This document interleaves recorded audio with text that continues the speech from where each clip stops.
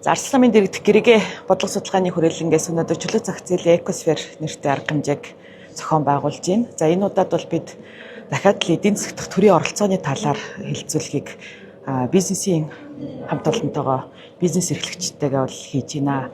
За өнгөрсөн жилүүдэд бол одоо манай улс ер нь бол чөлөө зах зээлээс ийм холбог зах зээл рүү шилжчихсэн юм үзэгдэл ажиглагдаад байгаа. Эний ялангуяа сүүлийн 10 жилийн хугацаанд бол Монгол улс чөлөөт эдийн засгтэй гэж хэлэхэд бас тун хэцүү болчиход байгаа. За бизнес эрхлэгчдийн, иргэдийн одоо хүлээж байгаа татврын ачаалт ч гэсэндээ жил ирэх тусам нэмэгдэж байгаа. За тухайлах юм бол ганцхан тоо хэлэхэд 2015 онд татвар GDP-гийн харьцаа 22% байсан бол 2024 онд бол энэ харьцаа 34% болж өссөн байна.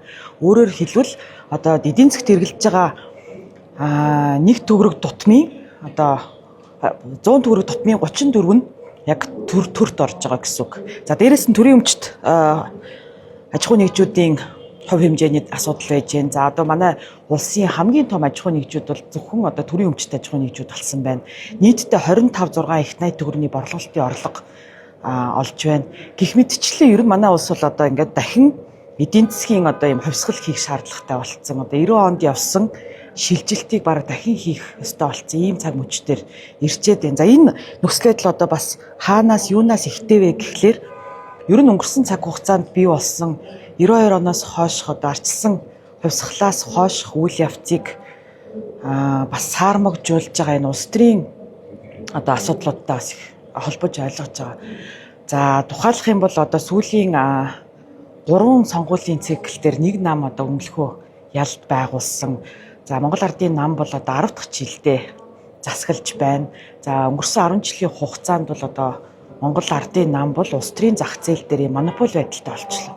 Өөр бол одоо ямар ч оролцогч энэ улс төрийн зах зээл дээр юм өсөлтөх чадваргүй болтлоод ороодж байна. За улс төрийн одоо бүхий л эрх мэдлийг Монгол Ардын нам гартаа төвлөрүүлж байна. Тэднийд бол одоо ёсын хурал дахь олонхын бүлэг байна, засгийн газар байна, ерөнхийлөгчийн институт байна, хууль шүүхийн байгууллагууд хүртэл одоо энэ улс төрийнхөө үүрэг даалгаврыг авч байна. Тэгэхээр бид бол ийм маш ярвигтай цаг хугацаанд ярвигтай орчинд үйл ажиллагаа явуулж ийн гэж харж байгаа. Тэгээд Арслан намын хувьд бол ямагт одоо энэ иргэдийнхаа улс төрийн эрхчлөө, эдийн засгийн эрхчлөөг баталгаажуулах тал дээр энэ арчилсан хувьсгалын мөрөөдлийг амьлуулах тал дээр одоо тэмцлийг өрнүүлж ирсэн.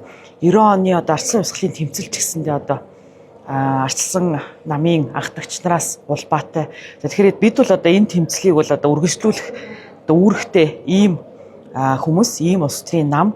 За тэр утгаараа манай намын одоо бас уламжлалт одоо сонгогчийн дэмжигч нарын бааз суурь бол одоо манай бизнес эрхлэгчид одоо хувийн аж ахуй эрхлэгчид ер нь бол одоо альва зүйл дээр ийм итэг санаачлаг гаргаж ажилдаг ийм санаачлагтай одоо юу гэдгийг баялаг бүтээдэг ийм хүмүүс байдгаа гэж хардаг. Тэгэхээр бид бол өнгөрсөн хугацаанд тохиос алдаа дутагдлуудаа ухамсарлаад эргээд одоо яг энэ нийгмийнхаа идэвхтэй хэсэгтээ илүү одоо ойрхон харилцаатай, илүү одоо нягт хамтын ажиллагаатай болохыг эрмэлзэлж байгаа. За энэ хүрээнд ч гэсэндээ өнөөдрийн зохион байгуулж байгаа арга хэмжээ маань бизнес эрхлэгчтэйгээ одоо ингээд юм нандин яриа өрнүүлэхэд чиглэж байна. За мэдээж хэрэг хүмүүс бол одоо маш их одоо хурц шүүмжлэлтэй хандж байна. Ер нь одоо бол нөхцөл байдалд бол одоо маш дурамчхан байгаа. За тэр болгоныг бол одоо бид нар бас сонсоод одоо юу гэдэг их хурлын чуулганы танхимд аваачих хэвээр нийгмийн хилцүүлэгт оруулах хэвээр гэж харж байгаа.